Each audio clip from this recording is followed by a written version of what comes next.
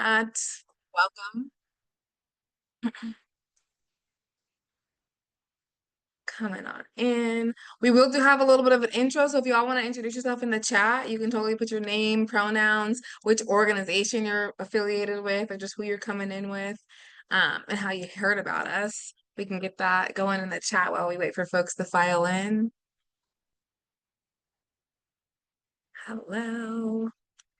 So good to see your faces. Some of you again, 'cause I just saw you not too long ago. Awesome. And then Moose, you're gonna share screen, right? Cool. We'll give it a second longer.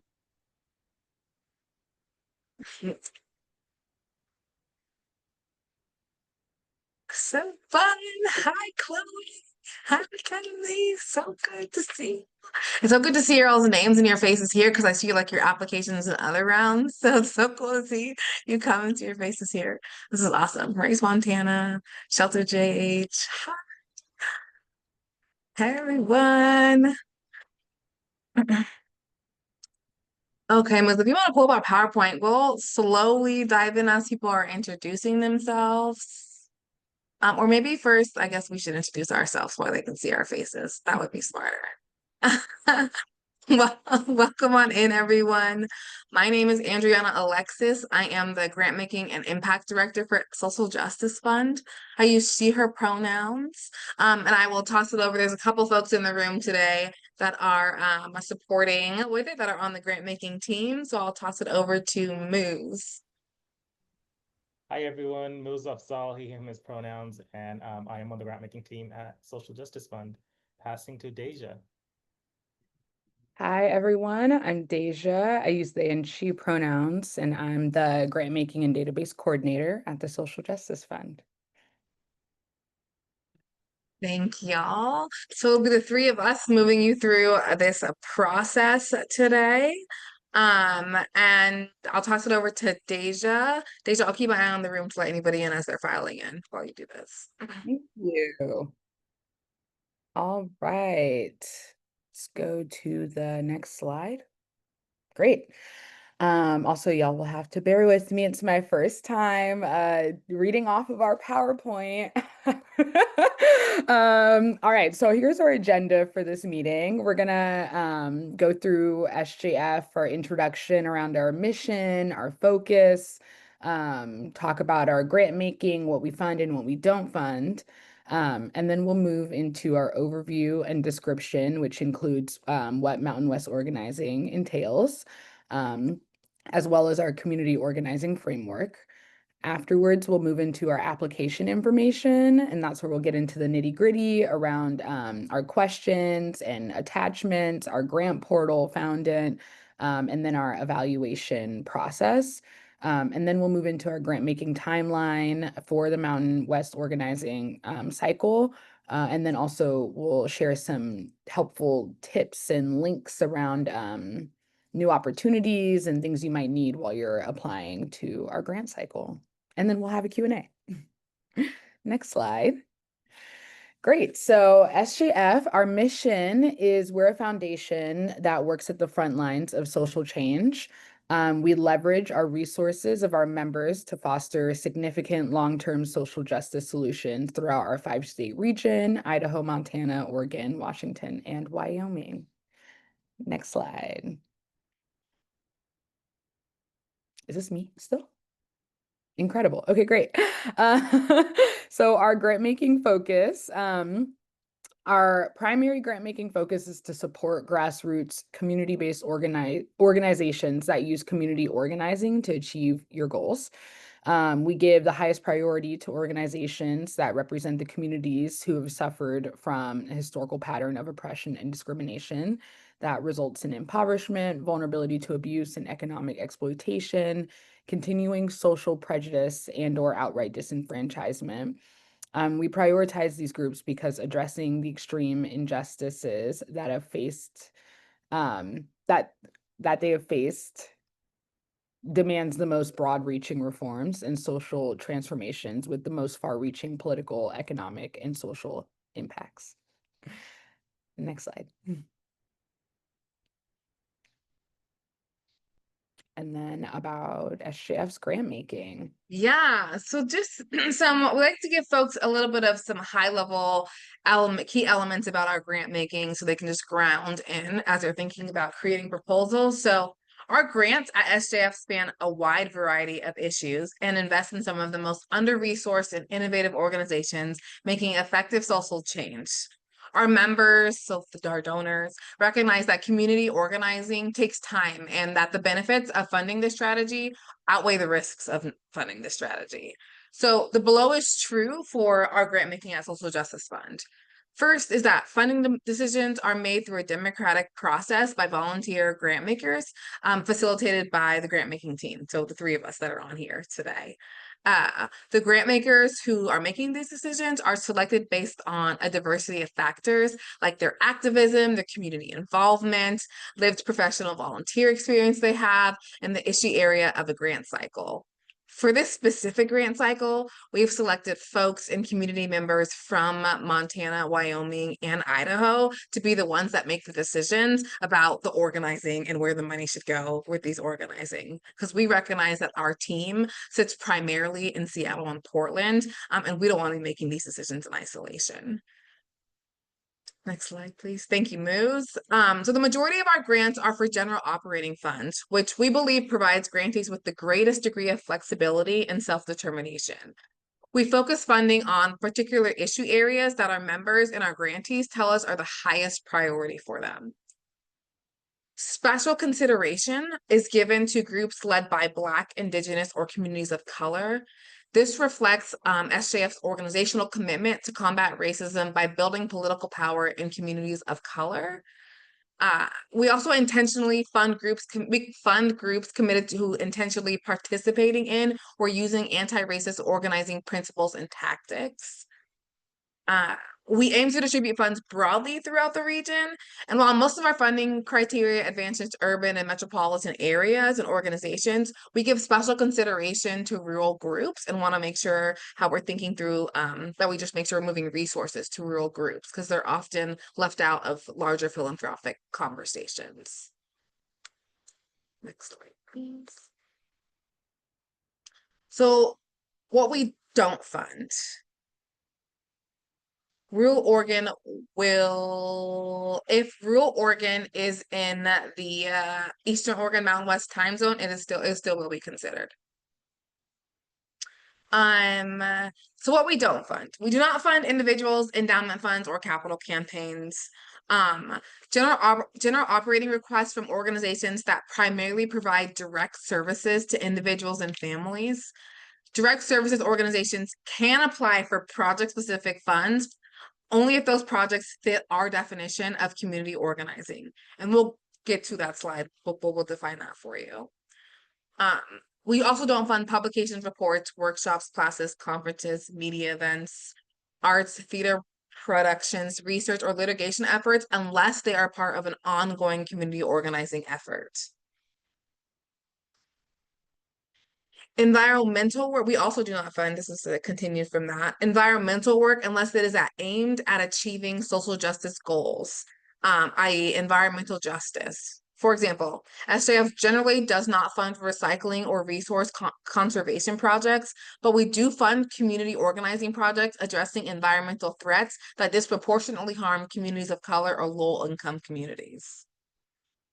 We also don't fund projects sponsored by a government agency. For example, SJF will not fund a project led by a public school district, but we might fund a project led by communities of color that partners with public schools to address an opportunity gap for students of color. The project must be community-driven and led by those most directly affected by the problem. It's a key element to our community organizing framework. So now we're going to move into some specific context about the Mountain West, this grant opportunity.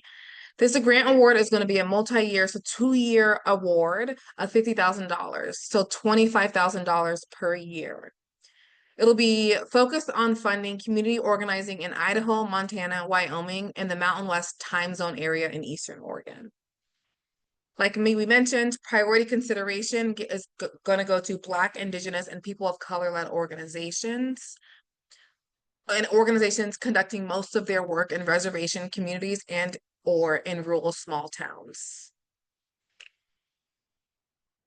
I see a request for the census link, and yes, we can drop that in the chat. Um, Social Justice Fund Northwest's grant making spans a 5-state region of Idaho, Montana, Oregon, Washington, and Wyoming, with a significant portion of resources moved to large urban centers like Seattle and Portland. This grant cycle will support community organizing that builds grassroots power in Idaho, Montana, Oregon, the Mountain West region, and Wyoming. Priority will be given to Black, Indigenous, and people of color-led organizations and to organizations in rural and small town and reservation communities. After conversation and input from organizers representing multiple community organizations working in Mountain West states and communities, some examples of organizing work eligible for this grant include, but are not limited to, building capacity and knowledge about anti-hate and white nationalist movements, equitable access to affordable housing and healthcare, public advocacy, gender-based and sexual violence prevention, immigration justice, farm worker organizing, labor organizing, coalition and base building, policy making at a local and statewide levels, and. In our conversations, what we had with folks gave a ton of examples of some of the work that they were doing and some of the ways funds could support some of that work. And so we tried to roll some of those up into these themes. These are not the only themes. We are open and interested in other ones that you all and innovations that you all are working on in your community organizing, but we just wanted to blatantly pull forward some of the ones that we heard from the organizing communities and give some visibility to that. Next slide. Yes, if you've received a grant from Social Justice Fund in the past, you are still eligible for this award, to apply for this award. So we recognize that there are many different approaches to community organizing and value a diversity of tactics in our funding. However, each of our grantees shares the following characteristics. And what I'm basically going to specify next is how we at SJF define and look for if you're doing community organizing in your work or project. So the first characteristic is that the work is led by the people most directly affected by the issues the organization is working on. The second is that it continually builds leadership from within its own membership base and community. So from those people that are impacted by the work. The third is that it works to understand and address the root causes of issues and not just the symptoms. This is one of the ways we try to understand if it's just a direct service or if it's work beyond just a direct service. In addition, it brings people together to build power they would not have individually. It uses that power to create systemic change, which includes altering unjust power relations. And then lastly, it sees itself as a part of a larger movement for social change and works towards strengthening that movement. You'll see when we get further into this presentation that each of our application questions are actually aligned with each of these characteristics. So we're asking quite blatantly like to tell us, are you led by and who are those people? And that this is how we then evaluate and ask our grant makers to evaluate whether or not this is community organizing by do they see these characteristics in the project or the organization's work. Next slide, please. Oh, and I'm going to hand it over to Moose. Hi, everyone. I'll be talking about sort of the application and what should I call it? Like the actual how you apply for this grant. So Social Justice Fund uses Foundit as our grant application portal. Many of you I see from your organization names, I know that you all already have accounts through this application portal. If you do not, we have the Foundit link here. Deja, if you could help by throwing that into the chat, please. You can go to that link. You'll come to a page that looks like this. It'll be the logon page. You should see our logo and our name at the top. That means you're in the right place. If you already have an account, you can enter your login information and click log on. If you're an organization, you know that you've gotten a grant from Social Justice Fund before, but you don't have the login information, please email us. I'll share an email at the end. Email us and we can get you your login information. If you know that you do not have login information or an account in SJF's grant portal, please click create a new account. And that way you can enter your organization's information and create a new account. Once you're in the portal, you can access the not immigration justice, the Mountain West Community Organizing grant application. There are 3 parts to the application. The first one is org info. It'll ask for your project name, your mission statement, your current and last year's budget. We just need your operating budget. You do not need to upload a full budget. We just need the 2 numbers. A short summary, 2 to 3 sentences, summarizing your grant request. We'll ask for an authorized signer from your organization. This is in case you are awarded the grant. It just helps streamline the process if we already have the information of the person to send the grant agreement to. The quicker we get grant agreement signed, the quicker we are able to send you your funding. Org info continued, we'll ask for your tax status. So we fund 501c3 or 501c4 organizations. We also fund organizations that have fiscal sponsorship through a C3 or C4 organization. We also fund American Indian tribal governments or agencies that are C3 or C4 status. If you are an organization that is still looking for a fiscal sponsor, you can still apply for this grant. We just ask that if you are awarded funds, we ask that you confirm a fiscal sponsor before we send out the grant agreements and then can distribute the funds. But we don't want you not having a fiscal sponsor to hold up your funding process. So feel free to still put in the application.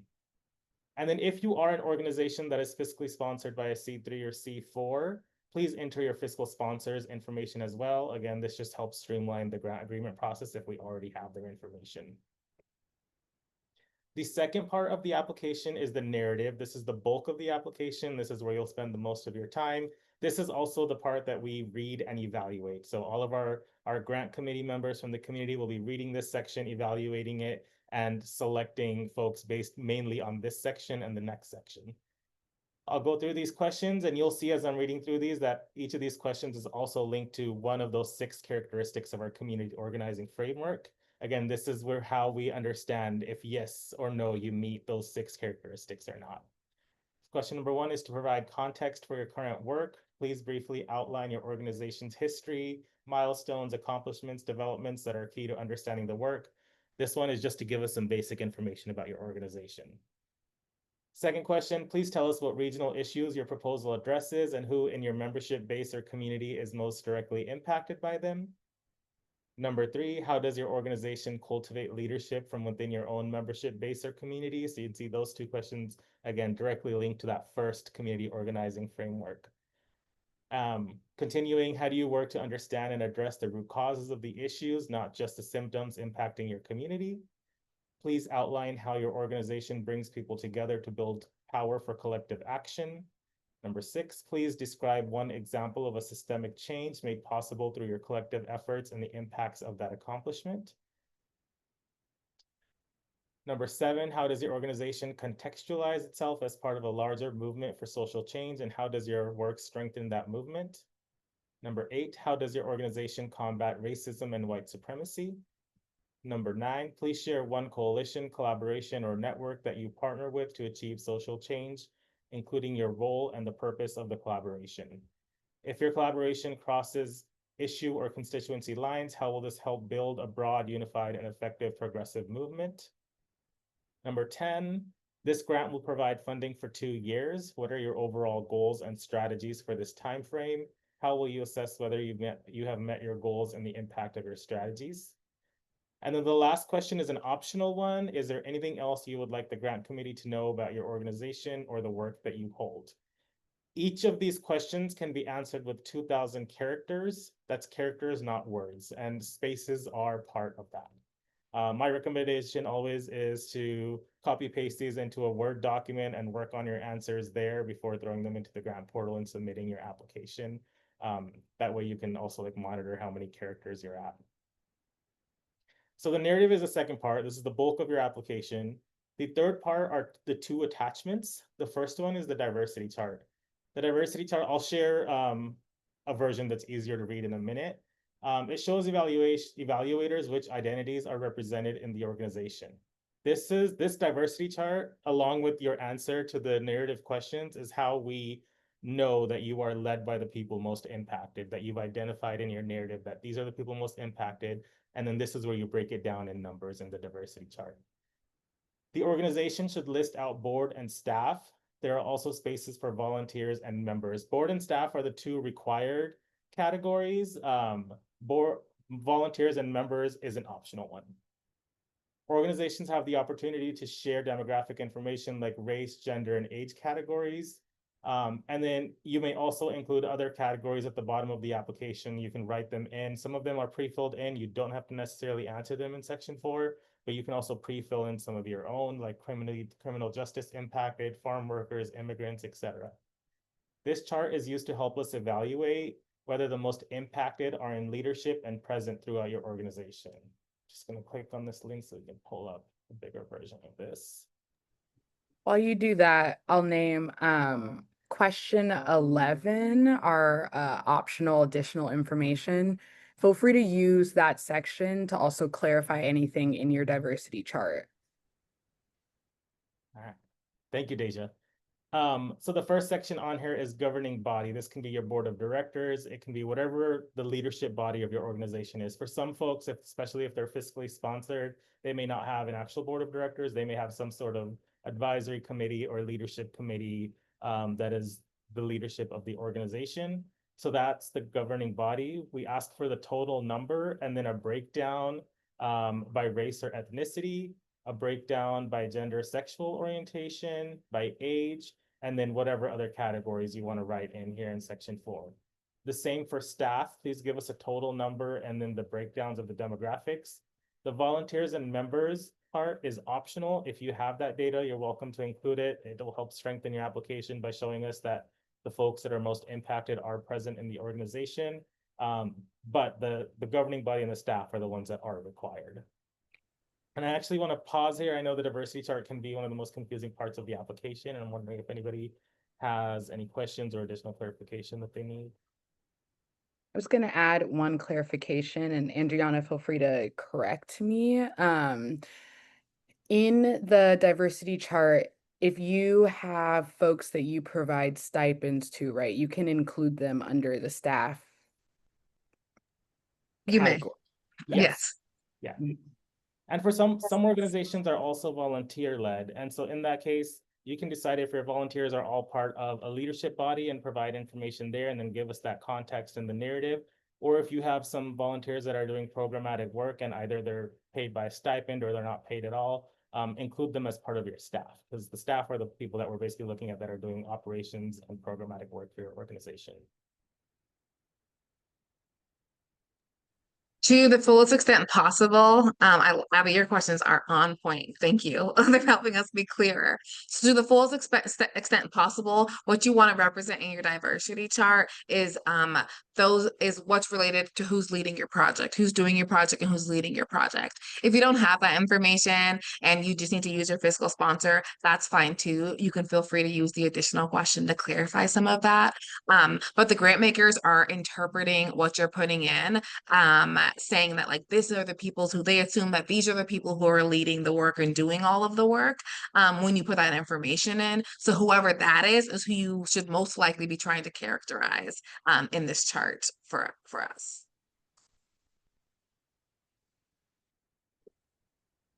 I'm curious, I know, like,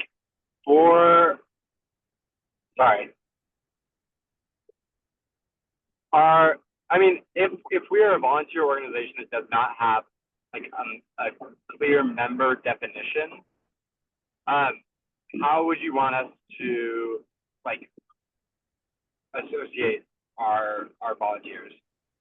You can put them under if they're volunteers, you're fine to put them under volunteers. You don't have to have a member definition.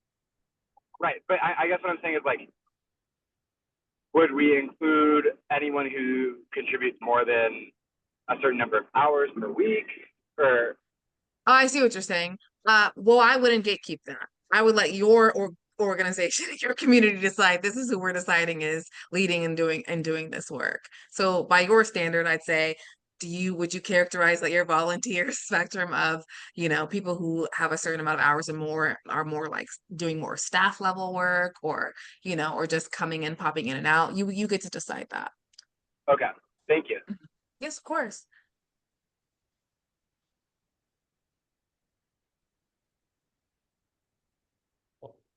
Of course, if there's questions, feel free to put them in the chat. I'm gonna continue.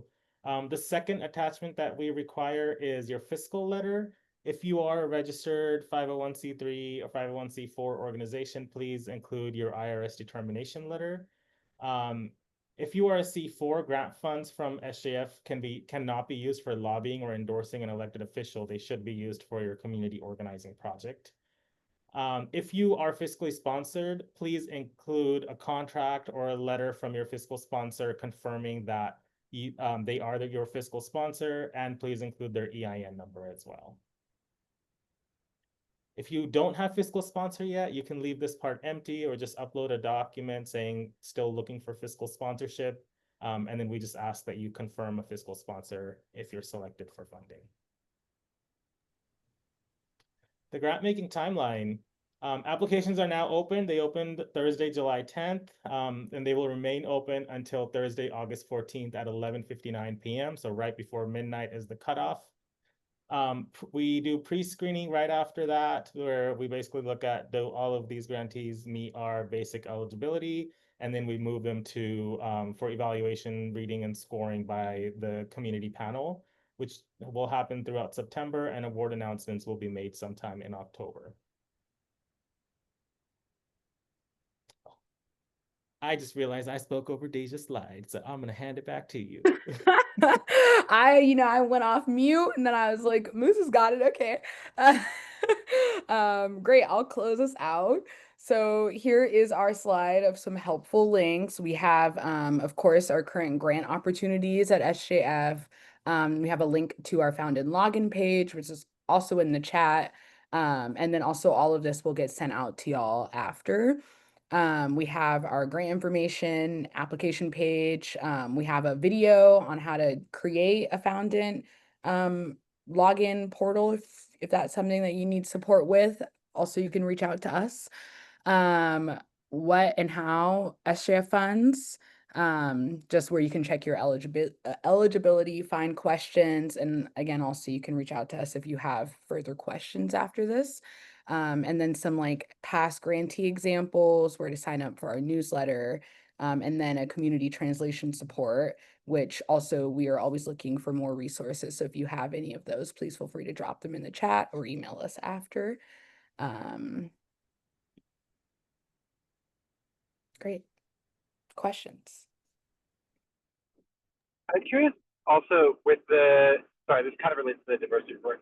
Do you guys take gender into account?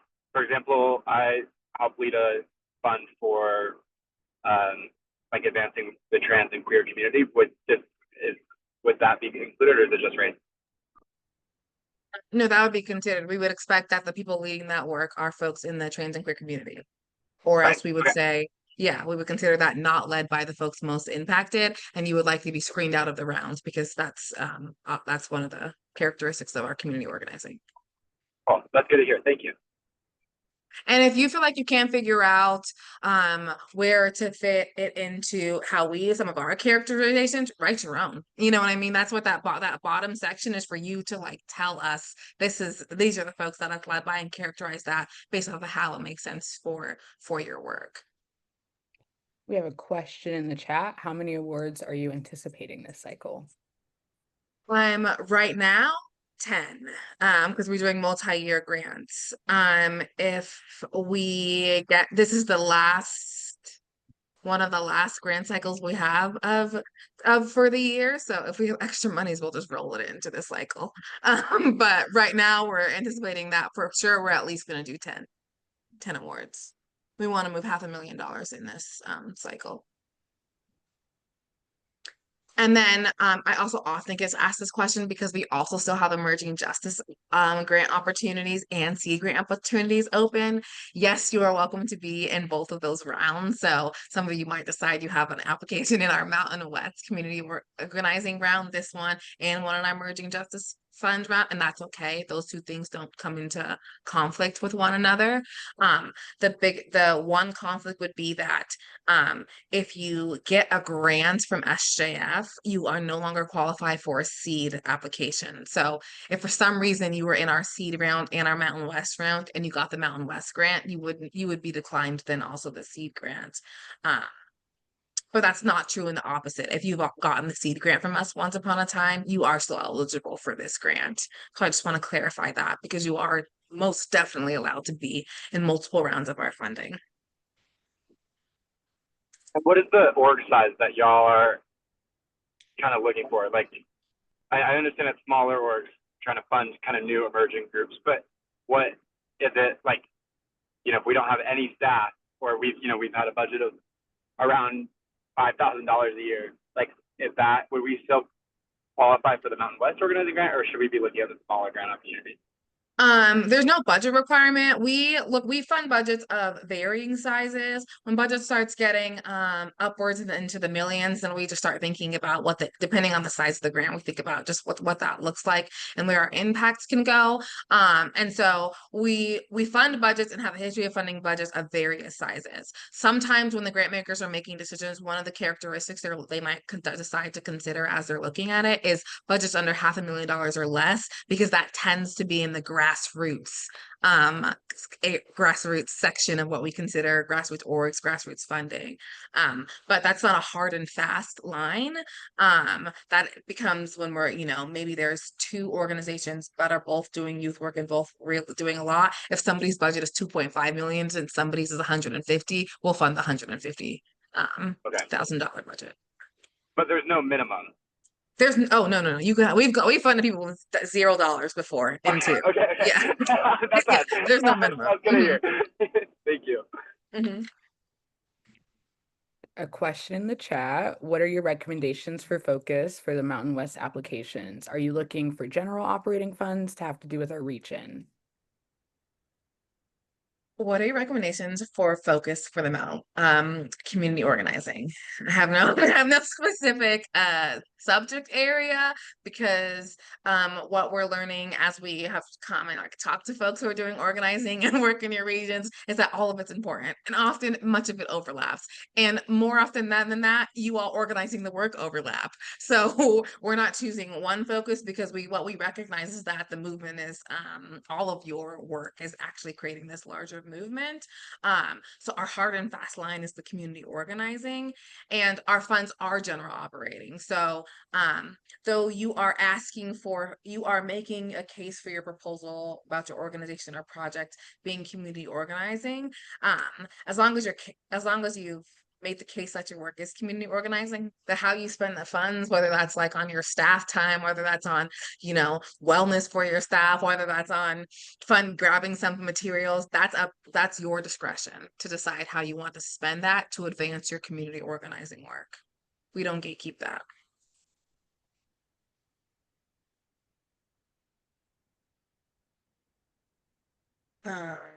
Was there another one? Other questions?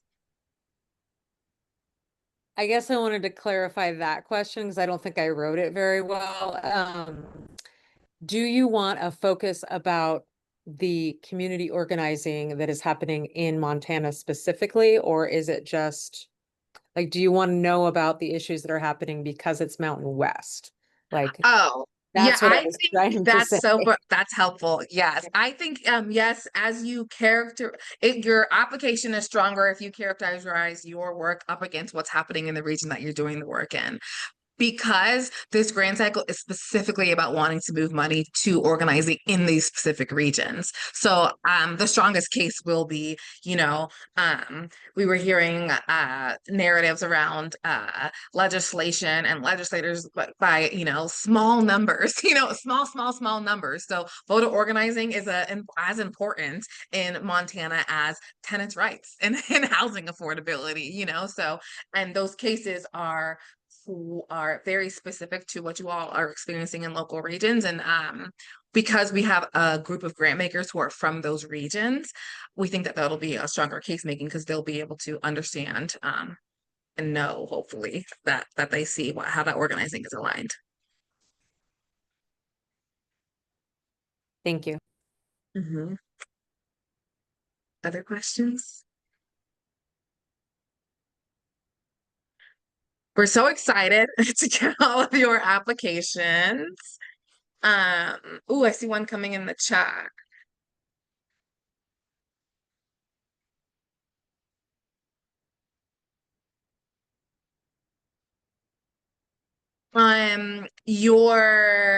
This is awesome.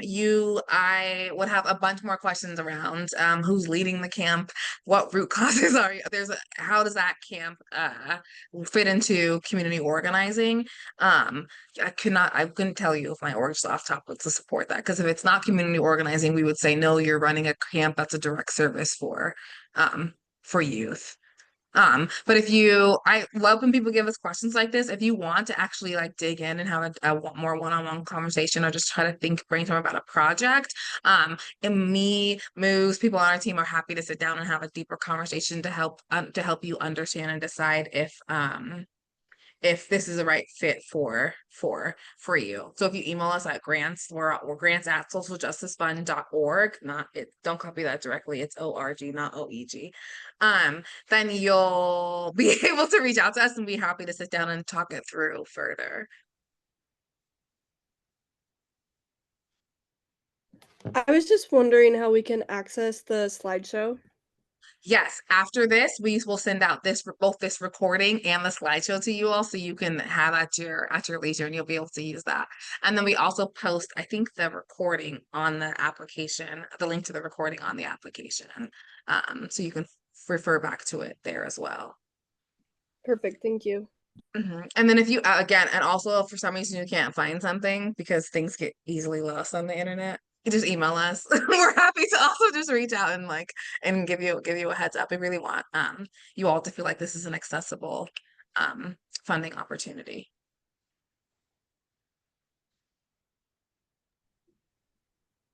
I just remembered something. Right. You all will be my pilot. I will honestly send it out, or maybe send it out after. But essentially, for those who get funded, there will be like a monthly office hour situation. To like, you can ask, is it funded? Maybe it's not just funded, but there will be an office hour situation. And so you'll hear more about that later, but I'm excited to debut it. And we've been so excited about this grant cycle all year.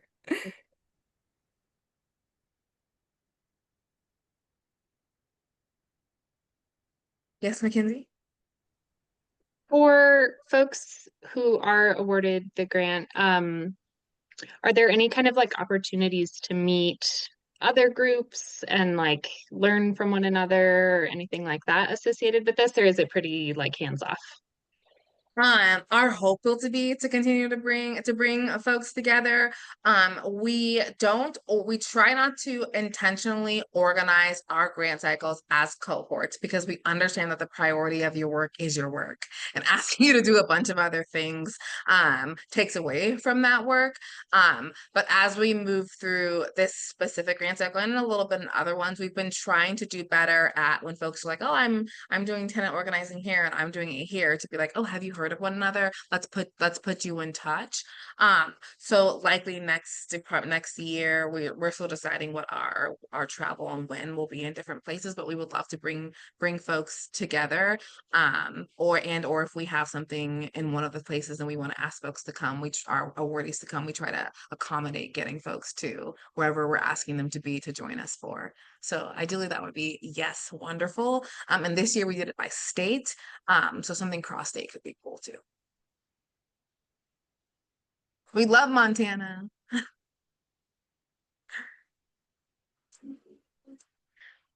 I'm the queen of not keeping your time if we don't need it. We've held until the hour for this, so our team will stay on if anybody was like too shy to come off and wants to ask us or stay back and ask more questions. But if not, then 18 minutes back to you all. We're so appreciative of you popping on. The ask that we have is that you share the word and spread the word about this opportunity. Even if folks aren't being resourced or don't always get the grants, it helps us make a case. We're always making a case by being like, look how much money was asked for based off of how much we were able to give. And the cases like that is one of the reasons this grant cycle is $500,000, while some of our other ones were less than that. So please, if you feel like there's someone that's a fit, either send them to us to chat with, and we'll chat with them directly, or send them to the grant information about the grant cycle, because we're really hoping that those of you doing the organizing, we can resource to whatever extent we can resource. We appreciate you. Thank you so much. Thank you. It was nice to see you, Chloe. It was nice to see you, Trent, and Mackenzie, and Claire, and Katina. I'd seen you all just not too long ago. I had missed that. Nice to see you all.